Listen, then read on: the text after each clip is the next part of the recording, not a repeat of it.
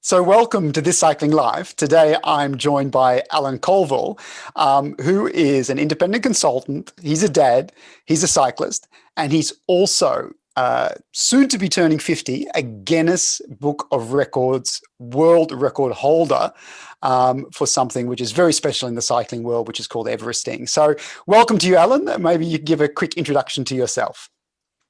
Hi there. I'm Al. Really, that's what people call me. I've just completed a massive world record. So I'm really keen to share just the overwhelming joy at that. But also, I'm Irish, as you can probably tell from the accent. I live in Bristol in the UK. We're in lockdown at the moment, like many people. And just really good to kind of get the story out there and have a chat about it. Yeah. So, Al, can you tell us a little bit about, growing up as a kid in Ireland? Ireland is a country where people are passionate about sport, but I guess there cycling is not a dominant sport. Were you a biker as a kid? What did you do as a child when it came to athletics and sports and stuff? Yeah, so Ireland, if you think about Ireland, it's fundamentally it's about Gaelic Athletic Association. So it's football and hurling. That's what I was brought up with. I cycled all the time. When it was raining, I'd cycle around the garage because I loved cycling. But there wasn't really any access to any cycling associations or groups or clubs around us. Although at the time, growing up in the kind of 80s, it was all Sean Kelly and Stephen Roach. Cycling was massive in Ireland, but there wasn't the infrastructure there. So I went forward just playing the kind of football and hurling, and I came to a point where actually I wasn't big and strong enough to compete. So I kind of went away from the sport for a while before starting to take up soccer when I moved to the UK in 2001 and playing kind of Sunday league and really enjoying it. And then went traveling for a point with my wife and my 1.5-year-old and started running and really enjoyed that and came back into the Dublin Marathon, which is called the Friendly Marathon. Really good fun, a fantastic experience. But on that traveling, I found mountain biking. I had a friend in Queenstown who put me on a mountain bike and threw me down the side of the gondola, and I hit every tree and I absolutely was hooked. So when I came back, I quite quickly started to find out more about it, talk to people about it, meet people, and then also started to compete and kind of, had found a sport that I was actually good at, having dabbled in lots. And it's interesting you say that because, looking at you, can you tell us a little bit about your physiology? How tall are you? What do you weigh? Because, to me, you look like a pretty lean, mean mountain bike kind of physique. I think I'm a bit of a mountain goat. I'm 56 kgs, so light enough, 5'6". Pretty built for the types of stuff. So Everesting would come quite naturally. If you look at my training stress score for something like an Everest, it's incredibly low. And I know this because I've had friends who have Everested with me and they've been double the training stress score for the effort that I'm putting in. So I'm pretty much built for climbing. Yeah, absolutely. So you did have success at the national level. You did progress very rapidly for someone who came to the sport quite late. 2007, you were well into your, 30s by then. Yeah, absolutely. Yeah. So you came to sport relatively late. You did well with mountain biking, but then I understand you also had quite a setback with an accident. Yeah, so progression was good on a good trajectory. And then 2011, just at this time of year, so nearly 10 years ago, it was the 18th of January, got hit by a truck cycling to work, and that put me out for a year on the flat of my back. It was a character building year, let's say. But looking back on that now, I have to say that lots of the things I learned in that year about myself, about my character, about the what I could do, how I could get myself back on my feet, how I could get myself back on the bike. I still draw on those things now, and I think they've helped me in my work, in my cycling as well. To kind of be stronger, to maybe go the distance, and to fall back on some of those resourcefulness and everything else you learned from coming through something as serious as that. Yeah, because you were very seriously injured. As you mentioned, you were hospitalized. There were real concerns in terms of the internal damage. You had some pretty significant damage to your muscles as well. But on top of that, I guess it was also, not just coming back for yourself mentally, it must have been also created some fears or some worries with your family as well, because you have a wife and 2 daughters, right? How did they feel about it when you were saying you wanted to get back on the bike and start setting goals and targets for yourself again? I think, to be honest, the driving force for me was to get back on the bike. I had a picture of me competing at the National Cross Country Series. It was on my wall, and that's what I was looking at the first time I sat on a turbo again and spun pedals. The driving force throughout that was always, I'm going to cycle again. And this is despite lots of the medical practitioners telling me that, you never compete like that again. And actually, you shouldn't be doing this, you shouldn't be doing that. But I think I learned maybe to listen to my own body and go with what feels right for me. And that drove me forward. But, that year was a tough year because I worked for myself. I'd kind of lost my invincibility through that accident. And I'd lost my, cycling for maybe Jamie, for you and I and others who do. It's part of your story, right? Yeah. And that's all of a sudden just stripped away from you. I have to be really honest. There were some dark days during that year. It was tough. It was mentally really, really tough. And progress was desperately slow. But then, your first time cycling in the woods on your mountain bike is just, it's transformational when you get back to it. And that drives you on to the next thing. Yeah. But my family absolutely, and friends as well, I've had tremendous support and continue to push me forward in this. It wasn't a surprise though that I was going to get back in the bike. It was always there. It was always going to happen. But Alec, it is a shock. I mean, I had my own very serious accident in 2015 when I managed to break 10 of my ribs and dislocate my shoulder and puncture my lung and knock out some teeth and concussion. I was in hospital in Mallorca for about 10 days. And it was also for me about a year of recovery. But I do remember that first few rides getting back on my bike and actually the shock of how much condition I'd lost, how much muscularity I'd lost. And, I remember that first sort of summer back on my bike after having almost a year off and, riding with my friends and getting dropped at the base of the climbs. And, it was a horrible feeling. However, for me, I did believe that I could rebuild. But it was, as you say, there were some pretty dark days there. I mean, how was that feeling for you coming back? I mean, because I think your injuries were even more serious than mine. And how did you sort of overcome that self-doubt and also some of the words the medical practitioners were telling you about the likelihood of you coming back? Being honest, Jamie, denial. Mm-hmm. I think I denied for a long time. I wasn't willing to accept. I'm quite belligerent. Mm-hmm. I think if you do kind of ultra endurance, you have to be a little bit belligerent, right? Yeah. And I was quite belligerent. I didn't accept for an awful long time, years, that the injuries I was carrying. So the fact I lost my right glute max, the cyclist muscle, I was unwilling to accept that could impact my cycling. Mm-hmm. And to be honest, that's okay. Because I think if you completely accept it, maybe you don't do some stuff. Maybe it stops you. Maybe it limits you. I don't think I'm in denial now. I think I've moved beyond that. And now I'm more accepting of the fact that the body can fill in so brilliantly and other muscles can contribute so well. And then you kind of, you stick to the things that you are going to be good at. So for me, mountain biking is a natural fit because I'm really light. And also you don't have those long flat sections where the lack of a glute muscle can really count. So I mountain bike up and down and all around, and that works. And you're using your quads, for example, to fill in and other body muscles. And so I think for me it was a little bit of denial, and just the passion to kind of continue to get back to cycling, and then the idea that, well, I'm back cycling now. What else could I do? How far could I push this? And you just keep going. Yeah. So that was, part of the journey. So 2013, 2019, you were coming back slowly and then getting back into competition. And then 2020, the pandemic hit and you came up with this new challenge, this new goal for yourself. And can you talk to us about that, about how that new idea with regard to the Everesting challenge came up and then why to go for a world record? Yeah, so it started in December 2019. I did my first Everest with a friend to kind of commemorate a charity event that we had done the year before, which was 10 riders cycling the coast of the UK in 20 days. And this was just to commemorate it. But I did my first Everest and it was a tough one. It was in winter, middle of winter. It rained. Took 17 hours. I absolutely loved it. I thought it was brilliant. Now, 3 of us started that day, and I was the only one that finished because it was just nasty in the wind, and actually it was on a busy hill in Wales. And that was the first Everest. And then January came, and then the world changed essentially.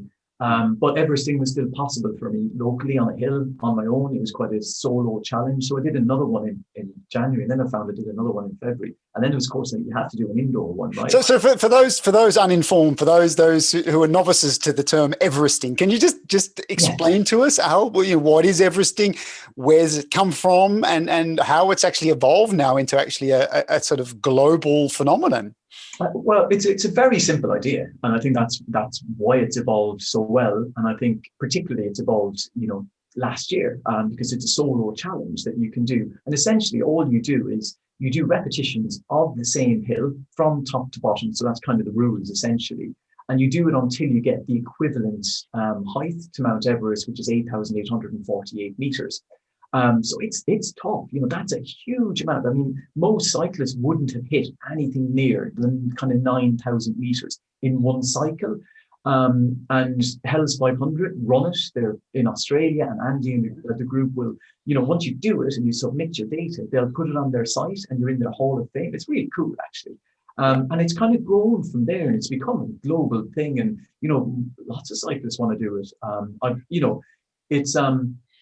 It's something that, you couldn't just go and do. It takes an element of training and preparation, and, maybe a couple of goals and maybe building to it. But the sense of achievement in having done an Everest, it's conceptually, it's just the height of Everest. We all kind of, it's just that aspirational thing that's just wonderful. So yeah, it's and particularly during lockdowns and the way the year went last year, it's become much more popular, and it's really good fun. And I mean, you're making me feel jealous, because I live in Flanders in Belgium, and I don't think we have a hill that would be even close to being repeatable enough to do Everest. I'd probably have to do 1,000 repeats or something on the little molehills we have here in Flanders. But so that then evolved into the identification of the world record, the Guinness Book of Records record. So can you talk us a little bit about that, about how that idea came up, and then maybe talk to us about how you approached that? Because of course you had a first attempt, which didn't work out, and then eventually the successful attempt. Yeah. So I kind of realized, and I guess it's simple. I'm efficient at climbing. So then an Everest wasn't it was a big challenge for me to do the first one. But then as I did the second, it became more efficient. My planning, my logistics became better, my nutrition, and my performance and pacing became better, because I'm a racer. Okay. the gun goes, I'm off. But this is very different to that. If you try to race an Everest, you're not going to get very far. So it's about pacing. But for me, there was transformational moments last year where doing my first double Everest, and I did it indoors because we were in lockdown time. So you use Zwift, and it was Alpha to Zwift that I used for it. But there was a transformational moment. So it took me 24 hours to do a double Everest indoors. So a couple of things. First time ever going through the night at a challenge. So that was new ground. But also I was doing it with a teammate of mine. So I ride for a team called Team JMC, and I was doing it with Matt Jones. And I was doing the double, and he did a single Everest at the end from his living room. But in the final climb at the bottom, he messaged me and said, "You'd never get an opportunity to empty the tank like this and just to see what's in it." And that was this amazing moment where I was pushing out 5 watts, 6 watts, 7 watts per kilogram up after 23 hours of doing this. And that was just this eureka of, the final sprint. I'd never tapped into a final sprint that much to see what's possibly in there. And of course, once that was done, and I spoke to Matt actually fired up the idea of, because he looked at my training stress score and his was double mine. And he was going, Jesus, this, you have some latent ability here to climb. And then the idea of the world record came up, and it was set by a chap called Craig Cannon in California on a sunny day on a 12% average hill that was lovely and straight with great surface. We don't have that here in the UK. We've got none of that. So, the longest hill you could get with a straight line. So then it became very much about, well, if we're to do this, we've got to find the right hill. We spotted one in Wales, but Wales were in lockdown, so I couldn't go see it for a long time. And I really wanted to ride it to feel the hill and feel what it was like. But that turned out to be the hill. It was a 9% average hill. And the kind of balance with a fast Everest is, if you go steeper, you're going to do less kilometers and you're going to go faster, right? If you don't go as steep, so 9%, 8%, you're going to do a lot more kilometers to get your meters. So I ended up doing 80 kilometers more than the current record holder, actually, because he's 12% far beat my, what turned out to be just 10% because I picked a section. But yeah, so it was kind of doing the double allowed me to kind of see what was in the tank and what more I had left, even though I thought I was tired. And then there was another transformational moment where I did my first outdoor and it took me 30 hours. But again, I learned that I could go through the night. I took a 20-minute nap in the middle of that as well, at 2 a.m. And that was transformational as well. We go, I only need 20 minutes sleep here and I'm good to go for another 8-10 hours. So it's these little kind of moments where you push yourself beyond where you normally go. And it suddenly opens up this eureka of, hang on a second, I've been slacking because actually my final sprint is much bigger, or I can go through the night and I can still be okay with a little nap. So that's what led to this a really serious attempt by amateurs at a world record. Yeah, and then you did have the team together, so you came in then to the successful attempt. And can you just talk to us briefly about that experience? I mean, from arriving in Wales and being there with the guys who were supporting you, because it wasn't also just you and your bike, of course, and the team who were handing you some food and water. I mean, there was also some pretty strict technical requirements around recording the ride and having all that, compliant for the Guinness Book of Records. But can you just talk to us very briefly about that experience? Because what we will share with people after this interview is the article that you published on it. And of course, you're working on your book, which they can then go and order later. But perhaps just talk us through the experience of being there with the guys and going through the experience. And were there moments where you thought you were not going to make it? When were the moments when you realized it was in reach? Yeah. So firstly, thank you to Matt and Budge. They were the team. We were still in lockdown. We were not meant to be in groups. So it was a tiny little team. And those boys actually stayed up for the 48 hours. So there was 3 endurance events going on that day. But the first 12 hours, the psychology was very simple, Jamie. We had to chunk it up because if you start a 48-hour challenge and just think about that, it's too much. You can't take it on. So from practice and training, I've worked out that I work well in 4-hour chunks. So chunked it up into 4 hours, and 4 hours became 12 hours. And 12 hours was the first Everest, went smoothly. 24 hours was through the first night, and the second Everest went fine.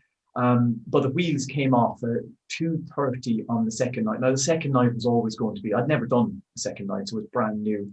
It was always going to be tough. And I remember it was 2:30 on the second night. I had been hallucinating for probably 30-40 minutes. I thought I was in an animation. And I just desperately needed to stop and I was fatigued, basically. So I came into the pit and chatted to the guys, told them I didn't want to stop, but something had to change. And Matt brilliantly said, right, let's just have a quick micro nap. So just 5 minutes. So I literally didn't change anything, didn't take out anything off, lid down, 5 minutes, stream of colors behind my eyes. But my breathing started to kind of slow down. And then after 5 minutes, up some hot food. And there was this moment where the guy said the color came back in my face, and for me the color came back in my vision as well. I was back on it. Now the 4 hours after that, so from kind of 40 to 44 hours were the toughest I've ever had on a bike, because we were behind the record. The record was gone. Okay, so I had to stabilize and get back to good laps. But then the sun came up. And, put it on your bucket list. I'd encourage everybody to ride through a night and see the rejuvenating power of those blue rays. And the last 4 hours of that record attempt are, for the happiest hours of my life. It was pure exhilaration. I was, it was a final sprint of 4 hours. It's a huge final sprint. I kept asking my body for more. It just kept on giving. It was unbelievable, and it left me afterwards obviously overjoyed and overwhelmed, but also again with the kind of the untapped possibility of what we can do by going longer. You start to see that we are actually better than we think we are. We can do much more than we think. And it was a very transcendental morning that led to first getting the record and then surpassing it. And then finishing, obviously exhausted and elated, but just completely overwhelmed with what had happened. And that kind of connection I've made with my body during particularly that last 4 hours, where you're just so in tune, that state of flow is absolute. You would not rather be anyplace else. And it isn't, because I think there's a misconception about ultra endurance, that it's just about pain. I think there's another side, you're out the other end of that, where it's about absolute joy and exhilaration that you carry through into your life. And I'm still, when I talk about it, I kind of well up, because it's such a transformational and life-changing thing that affects my work and my family and myself and my confidence. But critically for me, it kind of, that world record and finishing that line that day, it kind of, it put to bed the accident. Finally, I wasn't defined by, the lack of glute or anything like that. I was defined by my own ambition.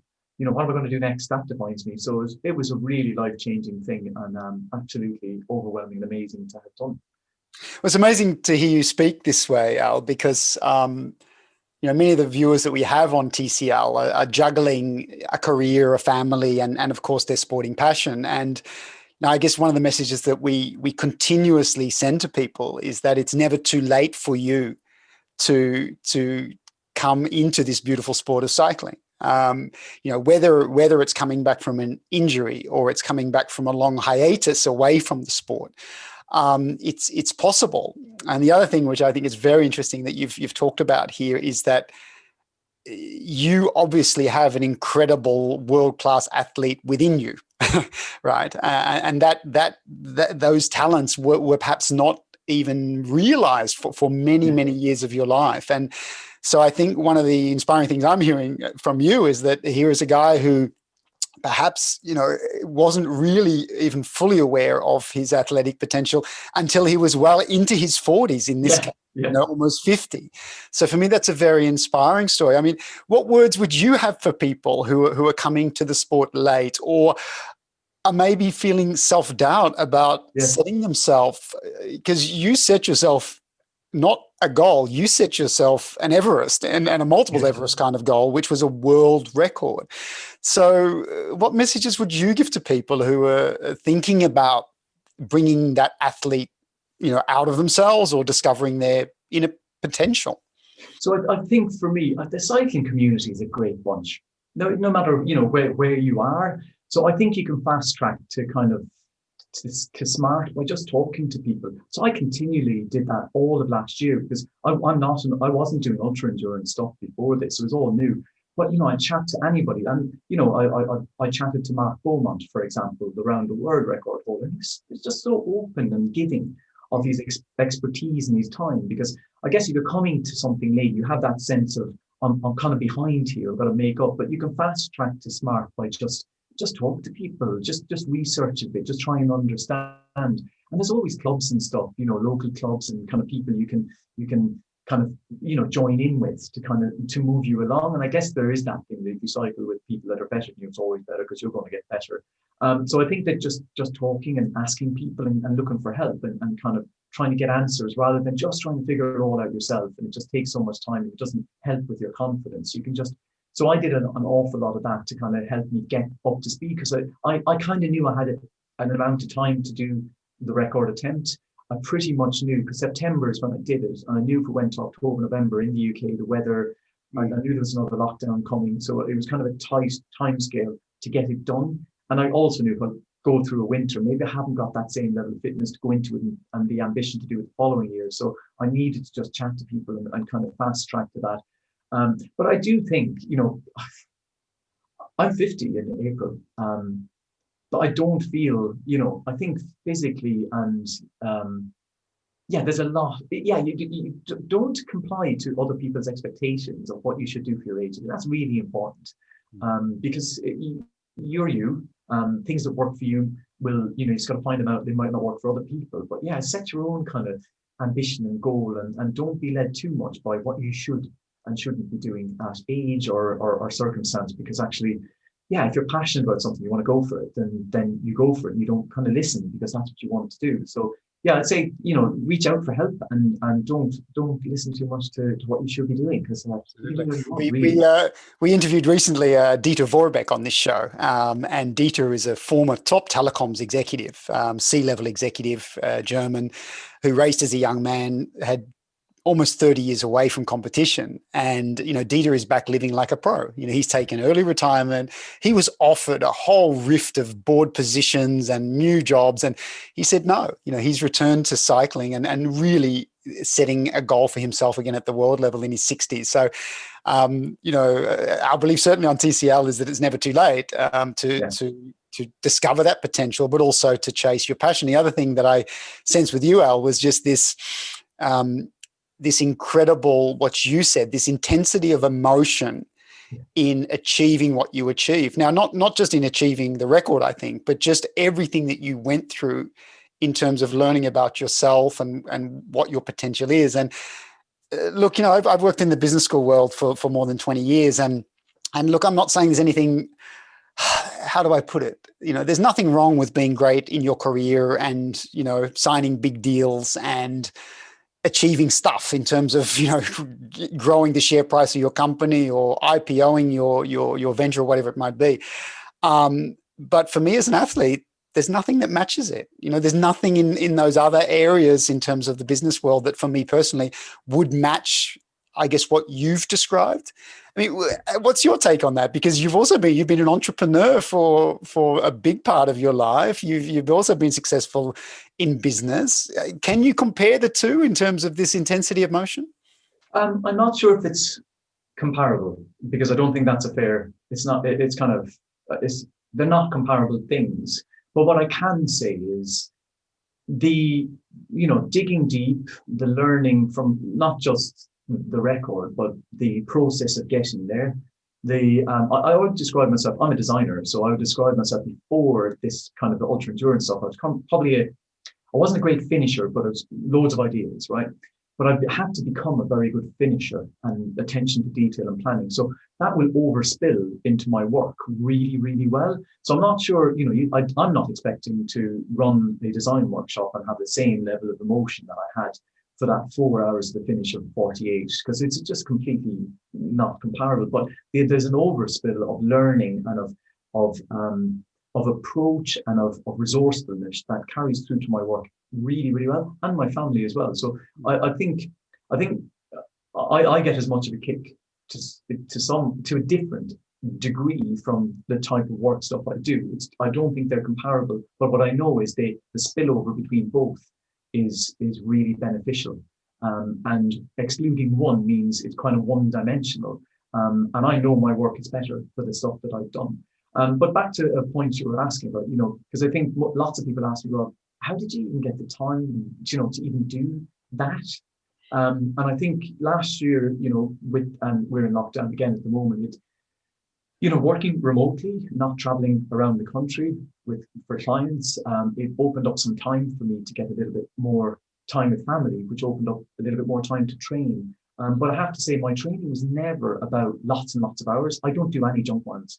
I'm very meticulous about that. I didn't need to ride for 24 hours to do a 48. That's not really what you need to do, because you got to learn that balance, don't you? And just be aware that, it's not about just continually cycling your bike. It's every session needs to have a purpose.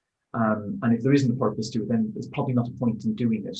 And actually, you're really wrecked. Don't go out and try and hammer yourself, and, don't do 3 really hard sessions a week, because that's just kind of too many to not have a huge impact. So I think it's how do you create the space in your life to have the headspace to take on something like a world record is what I worked really hard at.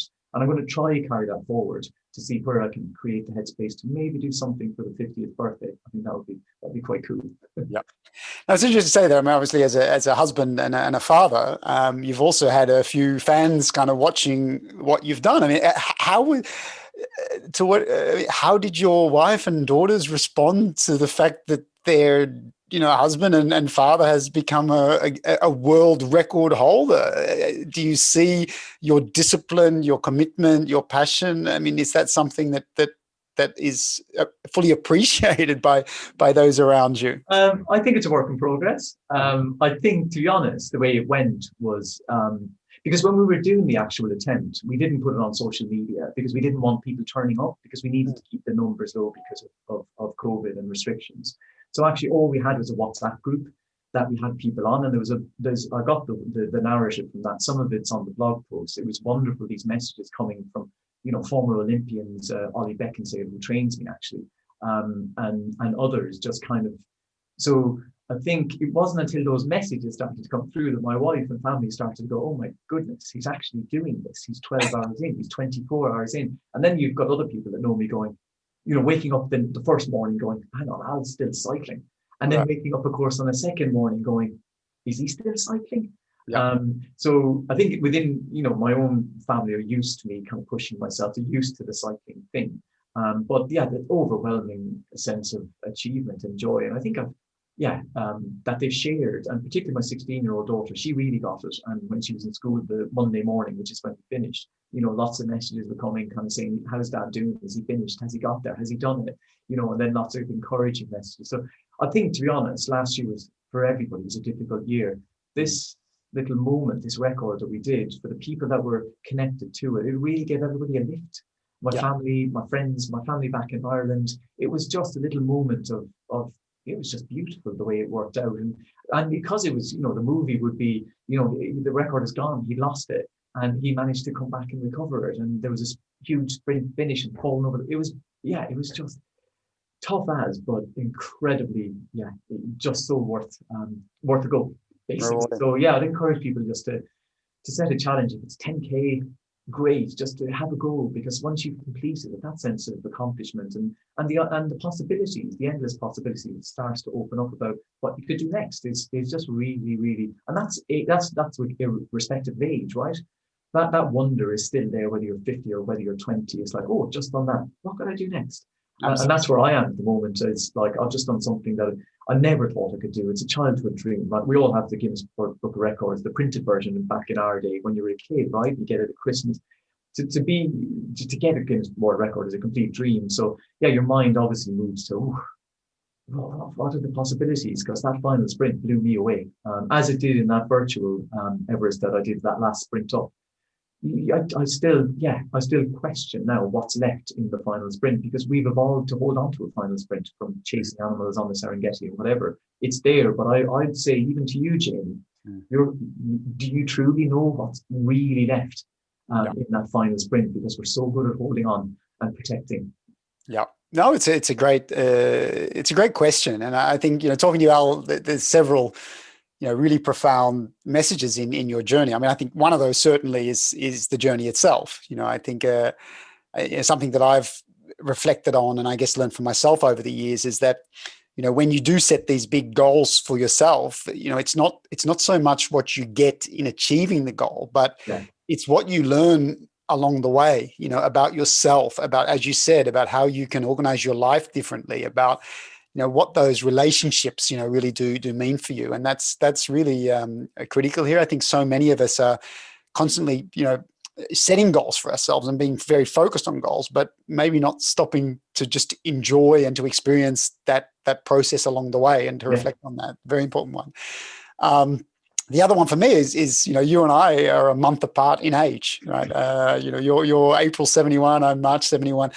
And something that I've absolutely embraced is the realization that I'm maybe only halfway there, right? Because we're heading towards a 100-year life, and so this is really just beginning for many of us. Whether we're in our 40s, 50s, even 60s, like Dieter Vorbeck. In many ways, the next chapter of our life is just beginning. And the chapter is there for us to write and really to jump into that. And that's also very much, I think, what I reflect upon listening to you is that, we don't know what our potential is.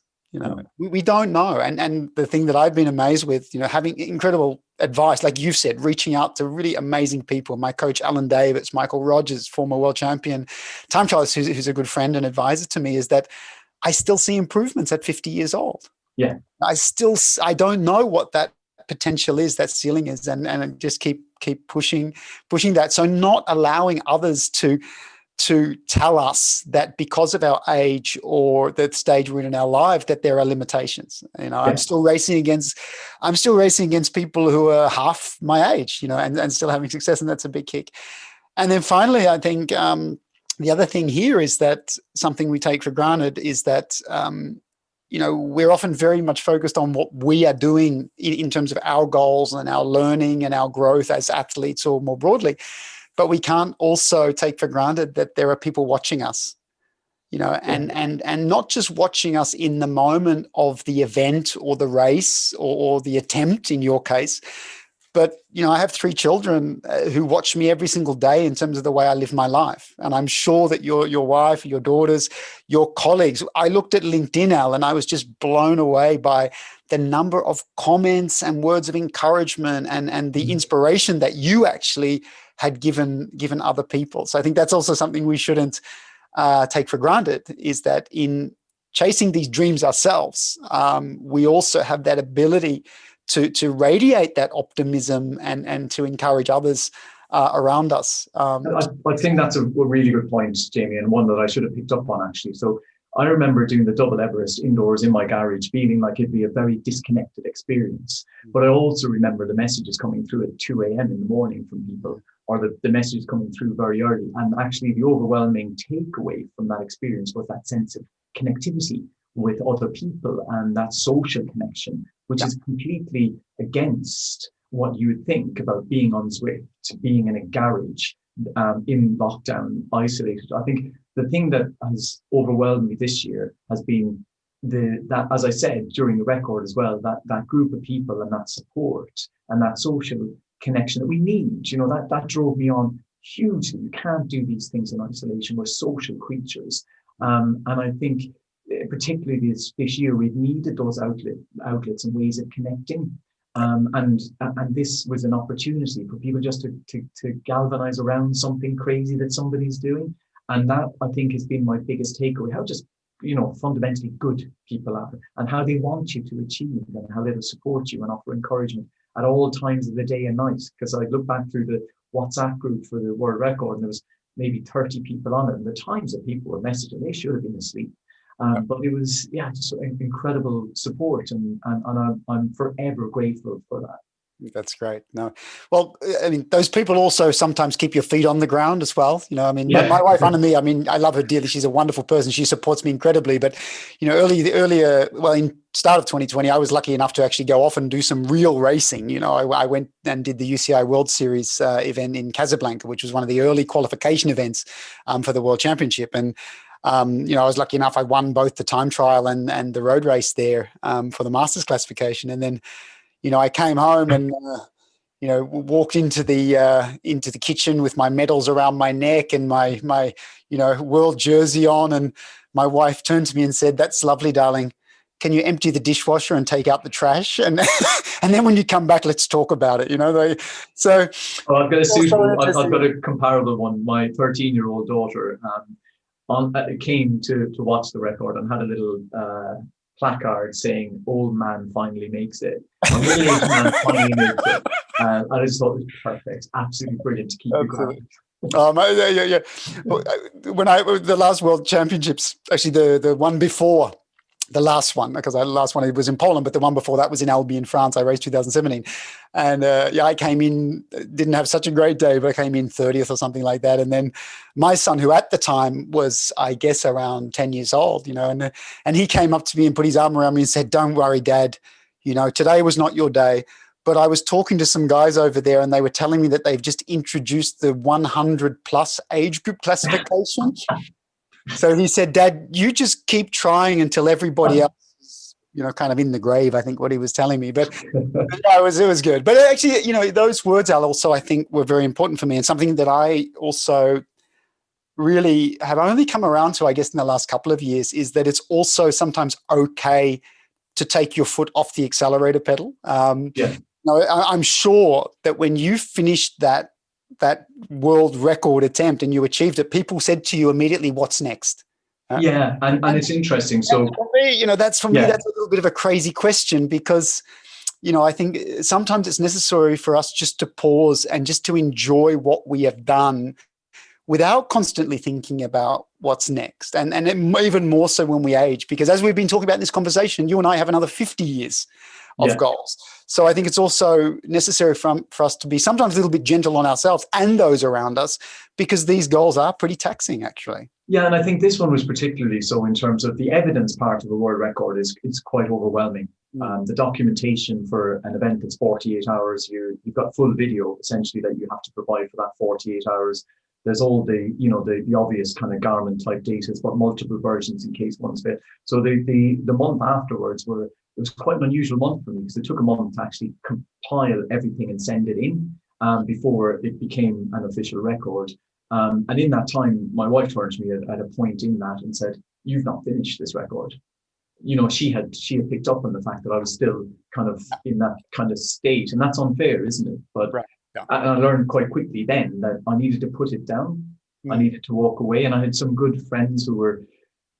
So one of my friends said to me, "Don't be the guy who immediately takes on something else big. Be the guy who can sit, can learn from what he's done, can pause, essentially, as you're saying, and then move on." And I've done a lot of that thinking, and it's allowed me to kind of get to much better realizations of what I was feeling, what learnings I actually had, than just going headstrong into the next thing. So I think absolutely, and you're right, that kind of helps in terms of our age as well. Al Colville, it's been fantastic having you on This Circling Live. For those of you who've been watching, of course, if you've enjoyed the conversation, please do give us the thumbs up and subscribe to the YouTube channel.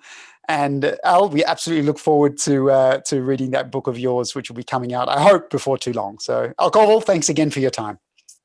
Thank you, Jamie. Take care.